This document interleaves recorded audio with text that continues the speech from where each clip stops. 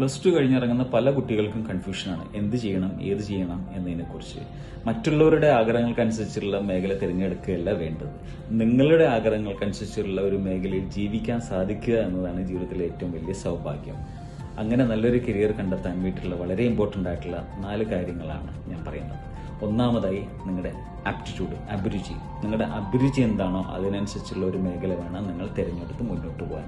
രണ്ടാമതായി ഇൻട്രസ്റ്റ്, താല്പര്യം. നിങ്ങൾക്ക് താല്പര്യം തോന്നുന്ന സബ്ജക്ട്, അതിനോടനുബന്ധിച്ചുള്ള കോഴ്സ് തിരഞ്ഞെടുത്ത് വേണം നല്ലൊരു കരിയർ കണ്ടെത്താൻ. മൂന്നാമതായി നിങ്ങളുടെ ലേണിംഗ് സ്റ്റൈൽ, നിങ്ങൾ എത്ര നാളും പഠിച്ചു വരുന്ന രീതി. ചിലർക്ക് കേട്ട് പഠിക്കുന്നത് താല്പര്യം, ചിലർക്ക് എഴുതി പഠിക്കുന്നത്, ചിലർക്ക് വായിച്ചു പഠിക്കുന്നതായിരിക്കും, ചിലർക്ക് ചെയ്തു പഠിക്കുന്നതായിരിക്കും താല്പര്യം. അങ്ങനെ നിങ്ങളുടെ പഠന രീതിക്കനുസരിച്ചുള്ള ഒരു കോഴ്സ്, ഒരു മേഖല, ഒരു കരിയർ വേണം നിങ്ങൾ തിരഞ്ഞെടുക്കാൻ. നാലാമതായി നിങ്ങളുടെ വ്യക്തിത്വം, പേഴ്സണാലിറ്റിക്ക് അനുസരിച്ചുള്ള ഒരു കോഴ്സ് നിങ്ങൾ തിരഞ്ഞെടുക്കണം. ഉദാഹരണമായി വളരെ കുറച്ച് സംസാരിക്കുന്ന ഒരാള് സെയിൽസ് മേഖല തിരഞ്ഞെടുത്താൽ അവർക്ക് ശരിയാവുമോ എന്നതുപോലെ തന്നെ നിങ്ങളുടെ വ്യക്തിത്വത്തിനനുസരിച്ചുള്ള ഒരു കോഴ്സ് കൂടി വേണം നിങ്ങൾ തിരഞ്ഞെടുക്കാൻ.